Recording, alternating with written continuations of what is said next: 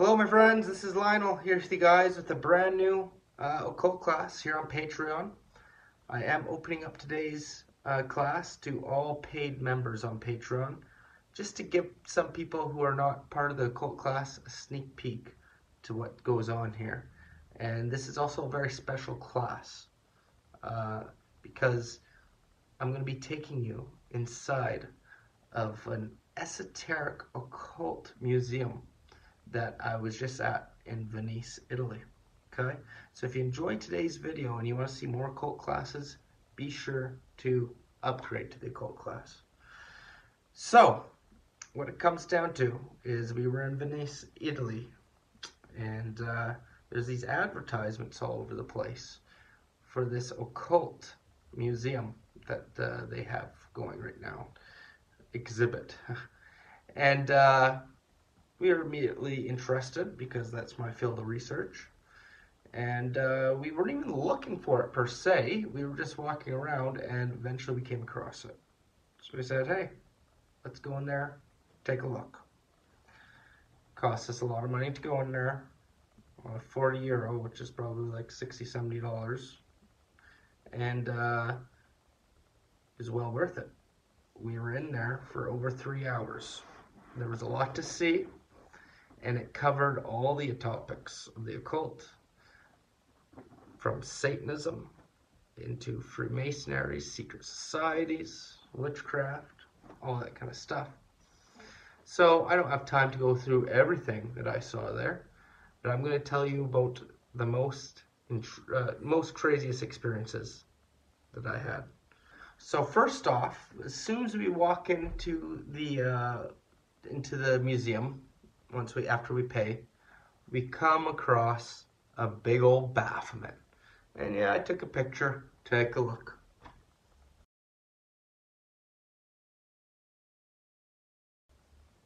There you go. Because of the flash, it kind of got messed up, so you can't see the full thing. But very interesting first thing to see.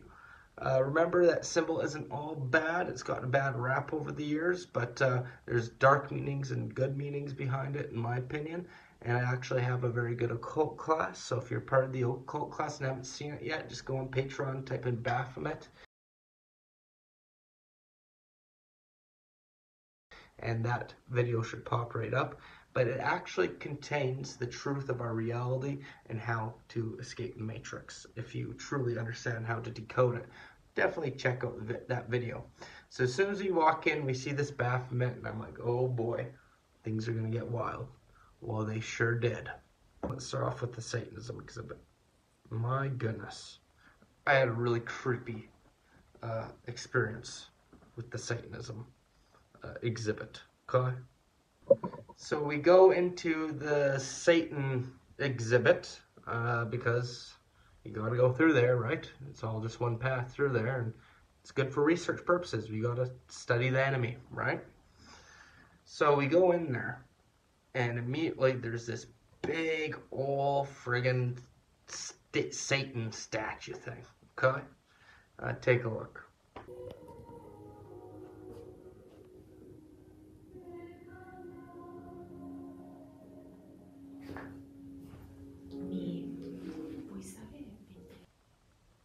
There you go. So this thing smelt, okay, really bad, like sulfur. That's right. And there was a little thing that had a little description about what it was. And what it was, it's actually this statue made of some kind of material that stunk. And it's interesting because they say demons and demonic entities smell like burning sulfur, right? So I don't know if it actually smelt, or I could just smell the negative energies. I don't know. My lady Monica smelt it though as well, very strong smell. But they actually use that statue at black satanic masses rituals. And I wish I would have taken the picture of the thing, but it explained what kind of activities went on at these black masses in front of this statue. And it talked about rituals that included, drinking of the male life force, semen, and drinking of the female life force, menstrual blood. It said that in the exhibit, my friends, for sure. And you know, it's interesting because that is a very big satanic ritual that many Satanists do. Okay, and there's a good reason for that. Okay, and this is ancient. It goes back to ancient times. I've actually researched this quite well. And it's all over our society as well, right in our face with symbolism and stuff like that. They call the drinking of the menstrual blood in ancient times starfire, I believe. Okay, and it's something that they would do, these elitists, when they would find an Anunnaki goddess. Okay, which is they're in human form. The Anunnaki, they come down to Earth and take human form bodies. So you could think of it somebody like a Rothschild or something like that. That's pretty much the Anunnaki of today, right? But they would find a pure goddess, and her specific duty would just to have the menstruation, and they would drink her blood, the period blood. Yeah, and they still do that to today. A lot of Satanists will do that. Aleister Crowley talked about it in his rituals. So you might be thinking, why on earth are they doing that? Why are they drinking semen? Right? Because we think of those things and we're just, oh, absolutely disgusting, right? Well, it's life force energy, my friends. And see, these guys who would drink the Anunnaki blood, it would extend their lives, okay? It would extend their life. They would live hundreds of years by drinking it back in the day. I don't know if that's still having those effects on them, but I don't know if you need to have a pure Anunnaki goddess, certain kind of blood, I don't know. But from my research, they would live many, many years, okay? And even if you look today, if you just do a Google search, is there health benefits to drinking semen? Is there health benefits to drinking menstrual blood? There you'll find actual studies and articles by doctors and whatnot talking about all these health benefits. It's actually become a trend for women to drink the semen for health benefits and menstrual blood. Women are actually doing that with their own blood. They'll bleed every month and drink some of their blood. I know, sounds disgusting. It is disgusting. But I guess, you know, that's where all the minerals and vitamins and this and that are, and it's the life force energy. So the Satanists know that, and that's why they do it in their rituals. And of course, if they're lower beings, reptilian beings, whatever, they need the life force to stay alive, right? Because they're cut off from source. I do believe if you're truly connected to source, you don't need to do things like that. But it was interesting to see that anyways, right? And what it comes down to is, like I said, they put it out in society everywhere, apparently. For example, you know, a chalice, the Holy Grail, stuff like that. It's that, the cup, right? And you'll see it in a lot of religious symbolism and whatnot. Got the chalice, and you don't even want to know what that represents. Well, did you know that that is what they would drink the period blood out of, the menstrual blood? That's right, out of the chalice, the Holy Grail. Even that ritual, you know, the Christians drink Jesus' blood and this and that. It may actually be alluding to period blood. Now, I know Jesus was one woman, but there's deeper meanings than what they tell you, is what I'm trying to tell you. In the Knights Templar, their cross, the Knight Templar cross, it's red, right? Why is it red? To symbolize starfire, aka the menstrual blood. That's right, and this is research that I've done. Lawrence Gardner talks about starfire, okay? He's a very good researcher, and I watched a whole thing on that. So it's crazy to learn these mysteries. Anyways, so I had a very weird experience while looking at this Satan statue. You'll see that video that I showed you earlier that I took. Before I hit that record button, I saw a white orb on the camera fly. You see, the camera, oftentimes, whenever you see these orbs, it's because the camera picks up stuff that the human eye cannot see. So if you've ever recorded a video of yourself or taken a picture and you see a white orb flying by, it's usually picking up these entities that we cannot see. And yeah, sometimes it could be dust or whatever, but I'm telling you right now, my friends, I am fairly confident that when I hit before I hit the record button, okay, I picked up the phone. I was just about to hit record with that video, but before I did, I see a white orb fly by. That's right. I was very creeped out. And then, out of nowhere, I get this ringing in my ears. It rung so loud, like, whee! I was creeped out, my friends. I don't know what that was all about. I did divinely protect myself. Me and Monica did a protection before we went in. And I did later confirm with channelings that that orb I saw was most likely one of my guys, one of my protective entities protecting me, and that I didn't have any encounters with anything negative. Maybe there's some negative energies, but I was protected in there, so maybe that's all that it was. But it was crazy anyways. The energy was intense, okay? And it does appear this building in the Satan room, that's where the ley line was. So, you know, they're doing it for a purpose, I guess. But it was crazy. Some other things we saw in the Satan room was a satanic Bible, the world's largest satanic Bible. Take a look.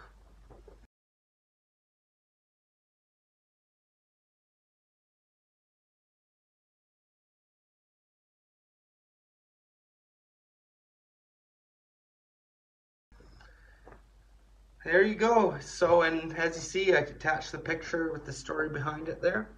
So, yeah, it was massive. There's also a little chart talking about satanic holy days. Take a look.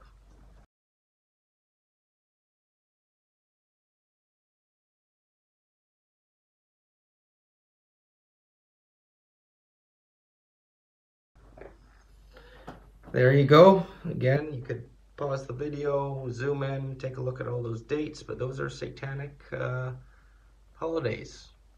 So I guarantee you, sometimes some crazy things happen. Well, so on these days, some crazy things in the world, right? They'll do rituals or whatever, horrible events on their satanic holidays. Good.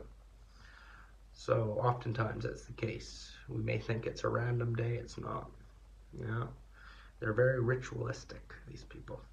Okay. So that was that room. And then we went into the room of the Freemasonry. Okay. And there was a lot of information on the Freemasons, saw a lot of cool stuff. I'm going to show you a little video. It's showing a basic layout of what a Freemason's, one of the rooms are like. So take a look.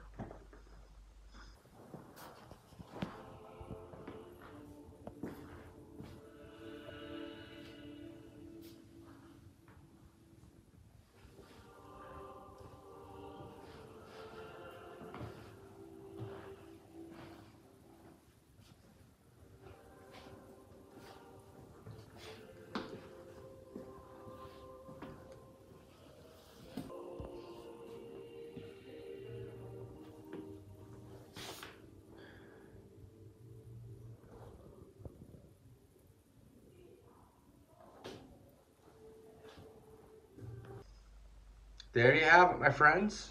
That was very interesting. Kind of creepy, right? The guy with the mask on there and naked and whatever. That was kind of weird to see that. But you know, there's some creepy stuff that goes in. But another thing that was cool was we got to see a recreation of the room in which they do the initiation ritual. Okay, so I'm going to show you that as well. Take a look. Alright friends, so this is the initiation ritual of the Freemasons. I will attach the picture that explain that you could zoom in and see what it's all about, but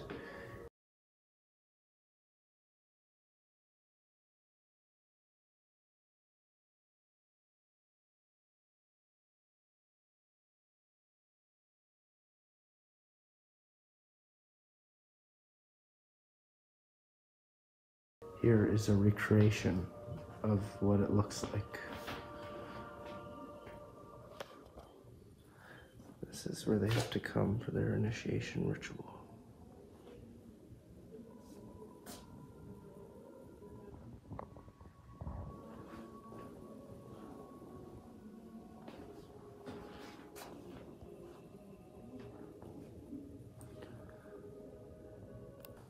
And as you can see, there's a scythe there, which is, you know, Grim Reaper, which is Saturn.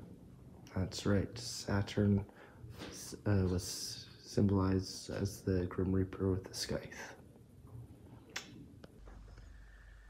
There you have it, eh? So they're in this black room. And it's got all those pictures, as you saw, all these symbols, and of course there's the Saturn scythe.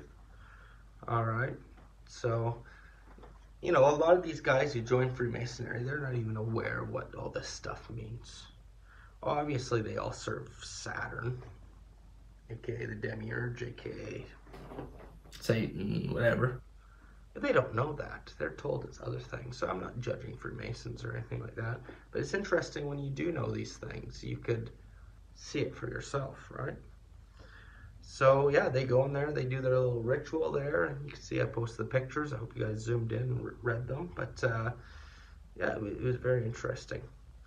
Oh, we also saw stuff about the Knights Templar as well. I have a little video of that. Take a look.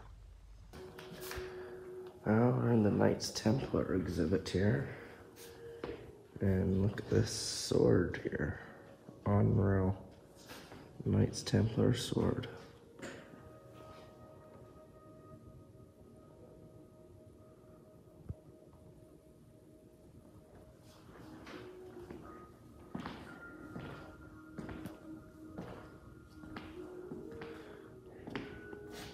Oh yeah, they earned the Baphomet.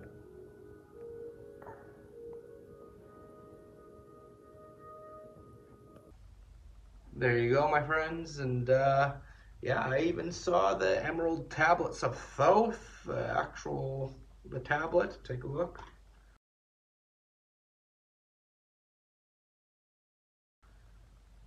Yeah, a green tablet there, right? That was very interesting. And there was so much more, my friends. Like I said, we were in there for 3 hours.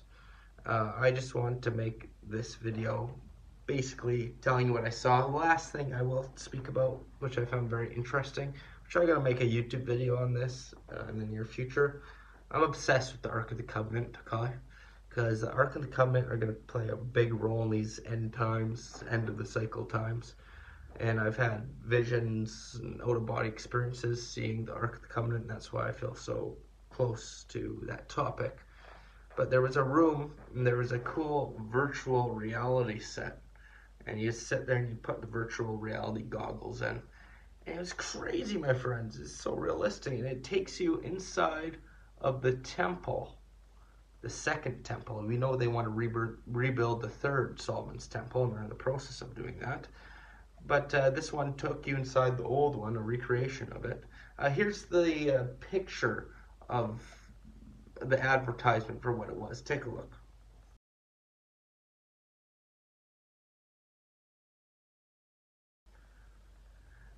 There you go. Okay, so that was there, and then beside it were the goggles. So then you go and it takes you inside, and it's showing you straight up. You see in the picture there, it shows the Ark of the Covenant in the Solomon's Temple. Oh, there you go. That's what it was. It took you inside the Solomon's Temple in virtual reality, and eventually it takes you to a room, and the Ark of the Covenant is there. The Ark of the Covenant is a alien technology, okay? It's a power source. It's a weapon in a way, and it's very important in these end times. And make a long story short, it's underneath the Dome of the Rock right now, where the Muslim community has their Dome of the Rock, Al-Aqsa. Yeah, that's why they need to rebuild the third temple there. That's why there's all this holy war starting. It's because underneath that area are underground tunnels and caverns, and that's where they've been hiding the Ark of the Covenant this whole time.